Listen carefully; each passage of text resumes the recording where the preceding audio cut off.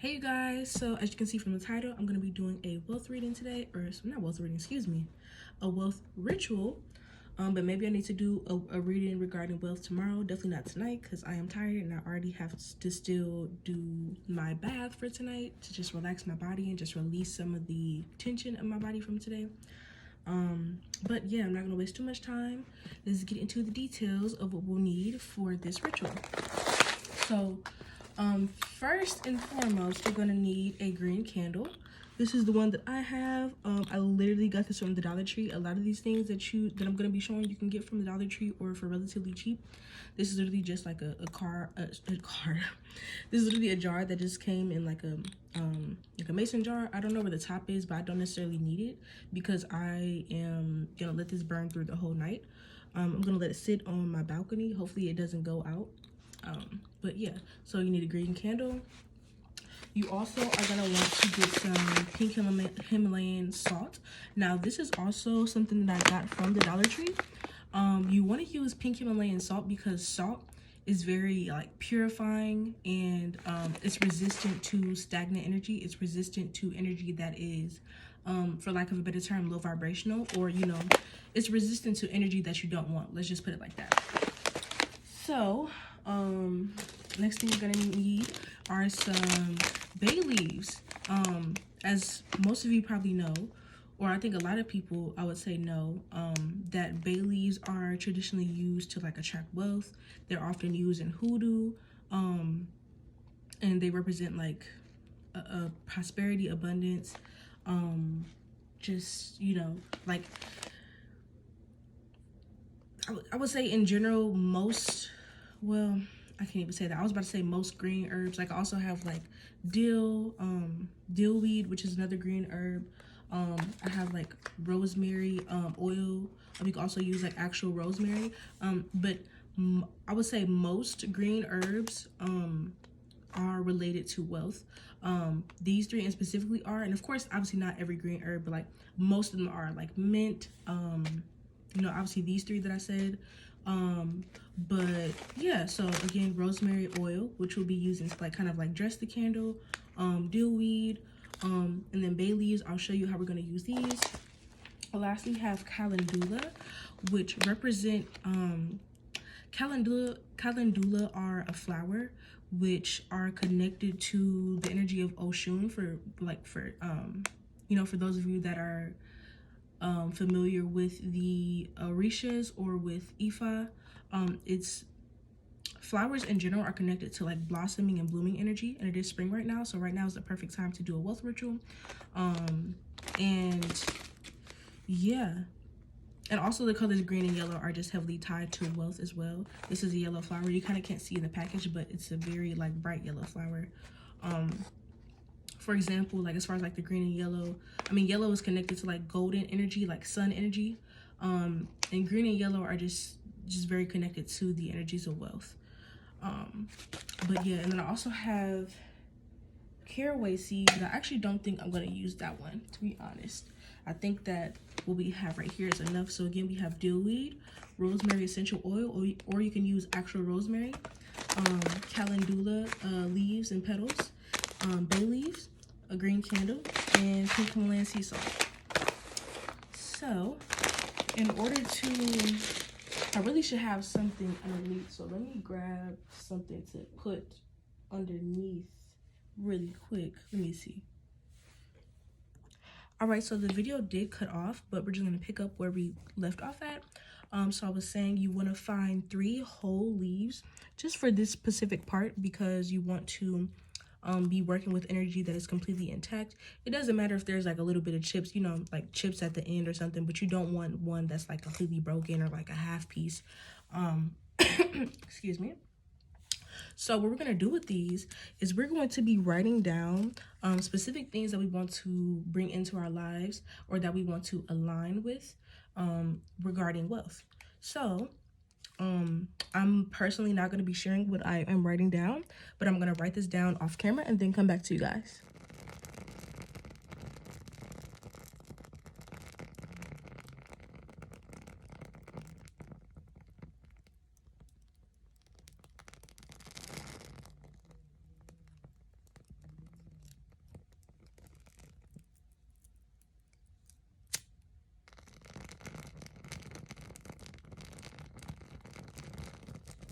It also might be wise to use like a tongue to hold this, but again, I'm very experienced and I am good, child. I am good. All right, and then it doesn't necessarily have to be burned completely, but burn it as, you know, as much as you can.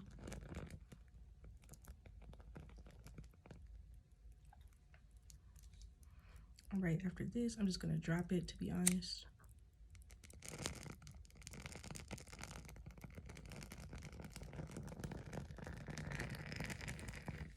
Ooh.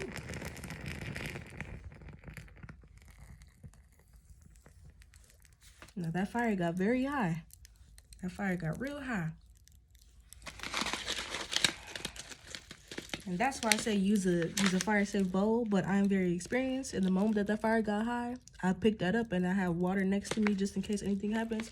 But again, I'm very protected and also very experienced, so I don't have to worry about nothing like that. So now what we're gonna do is we're gonna put some Himalayan salt right on top of that. You can also kind of like mix it around so that it's evenly dispersed, but I'm not gonna do that because I have nails and I don't want to, you know, burn my nails because it's still kind of, you know, red. Like there's still embers that are still burning. So you want to take like a handful, and then I personally, I want to speak my intention into this. So, you know, again, the purpose of the salt is to kind of like purify the energy of this entire, like the energy of this entire practice right now. So my intention is to instill the purification and protection of my magic, of my alchemy. I'm grateful that this process is going successfully. I'm grateful that I am protected while doing this work. I'm grateful that I am, you know, so powerful to, you know, have the knowledge and the wisdom to be able to do these things. I'm wealthy. I am prosperous. I am opulent. I am abundantly rich. I am abundantly gifted. And I use my wealth not only to help myself, but to help others. I use my wealth to create change in this world, to create beautiful change. Ashe, ashe, ashe.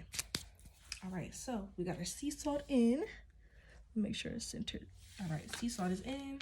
Now we got our dill weed. If you want, you can repeat your intentions through all of these steps, but since we use that salt, which is again a very like pure energy, and we kind of set that down, everything, like the intention for everything is pretty much all like already set. And also when I work with herbs, I like to actually pick them up with my hands and like put them in rather than just pouring it straight from the bottle. So now we're taking our calendula leaf. This should be enough. You see how pretty and yellow that is? It just reminds me of like the sun or like gold flakes or something. If you have gold flakes too, that would be nice. Like 100, like what is that called? Like 100% gold or like 14 karat, 10 karat, whatever. Like something, you know, just that would also amplify this energy. I have worked with gold flakes before in a wealth oil that I made. All right, now we're taking our rosemary oil. I said I was gonna dress the candle with this, but I'm just gonna like do it on the outside. I actually still can just put some all around it, like all around like the lid and just like around the whole like candle, the whole shebang. All right, a couple more drops around here. All right.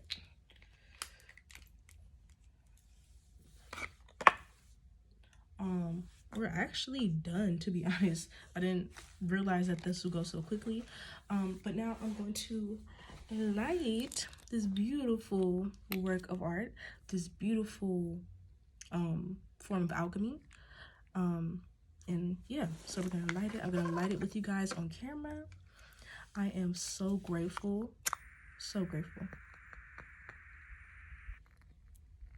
Now it might catch flame like this, but just kind of stand by it. I hope I don't get my camera too hot. It should be fine though. So yeah, that's one thing about working with herbs and essential oil. You can't really step away from your work because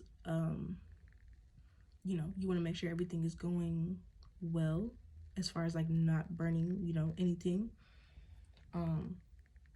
So after, let me see, after this, I would recommend like just sitting by the candle, meditating with it.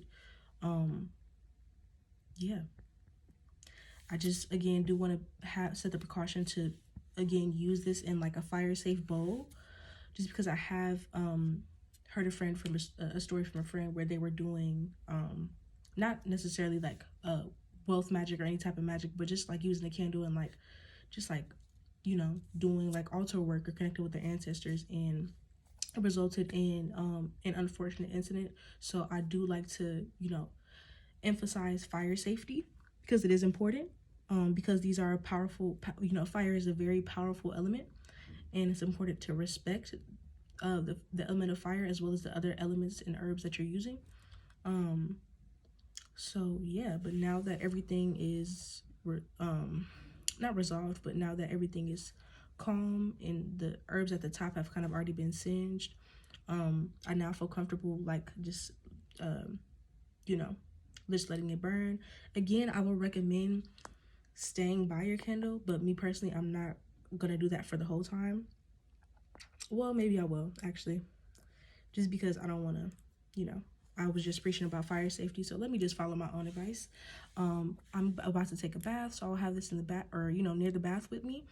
And then I would also recommend just lighting this whenever you feel like, you know, whenever you feel like it, or whenever you feel a connection to your abundance, or whenever you feel like maybe you need to be reminded of how prosperous you are.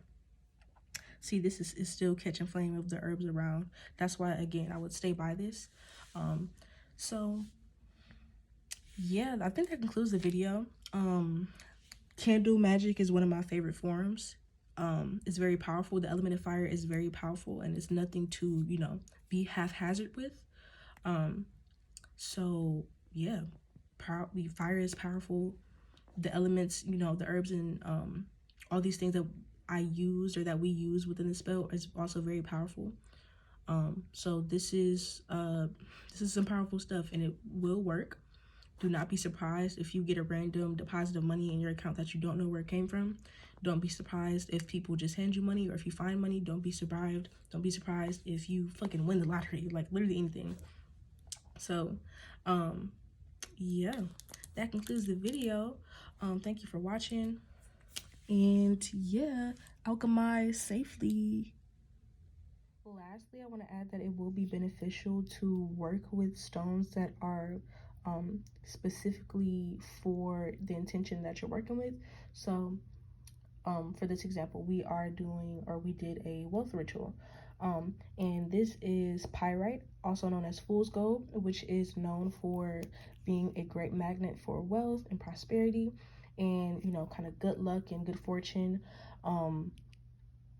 And yeah, my nails are so cute. Like, look at this. Let me go ahead and take the thumbnail. Hold on.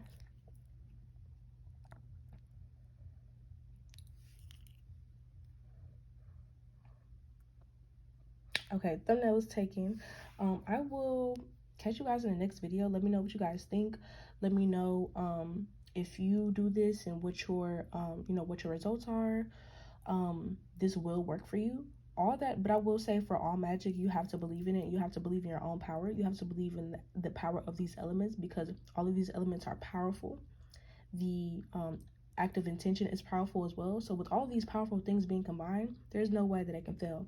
And I just saw 1-on-1, so period. I'm gonna get off here. I will see y'all in the next video. Bye.